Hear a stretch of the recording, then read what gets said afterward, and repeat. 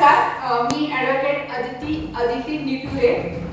आज माझ्या आज मी लोणावळा येथे ट्रेनिंगमध्ये असल्यामुळे आज माझ्या खास आणि जवळच्या आणि खूप पूर्वीपासून मैत्री असणाऱ्या म्हणजे मी खूप लहानपणापासून ओळखणारी माझी बालपणाची मैत्रीण आज तिचा वाढदिवस आहे। तर तिला वाढदिवसानिमित्त तिला आज प्रथम माझ्याकडून व माझ्या परिवाराकडून तिला खूप खूप शुभेच्छा देते। आणि शुभेच्छा देत असताना तिच्याबद्दल मी काही तिच्यातले गुण तुम्हाला सांगते। ती म्हणजे एखादं नातं जोडावं तर ते नातं कसं जोडलं पाहिजे हे तिच्याकडून शिकण्यासारखं आहे।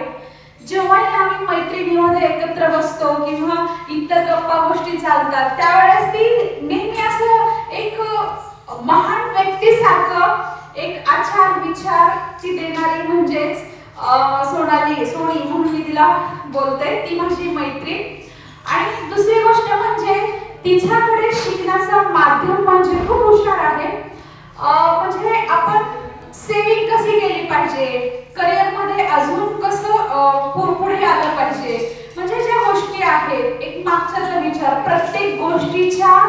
प्रत्येक व्यक्तीच्या मनाला काय वाटेल बोलल्यानंतर याचा विचार करणं म्हणजे तिच्याकडे खूप जबरदस्त ही गोष्ट आहे। आणि या गोष्टीबद्दल खरंच म्हणजे दोन जे गुण आहेत ते मला खूप प्रचंड आवडतात। मला ते नेहमीच तिच्याबद्दल माझ्या मनामध्ये आदर आहे आणि अशीच मैत्री माझी कायम स्वरूपी राहावी हीच ईश्वरचरणी प्रार्थना करते।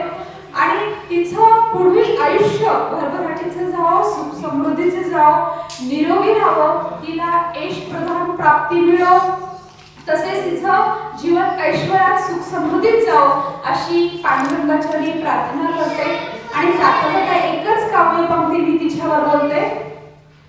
आकाशाला गवसणी घाल की पक्षांनाही प्रश्न पडतील, आकाशाला गवसणी घाल की पक्षांनाही प्रश्न पडतील।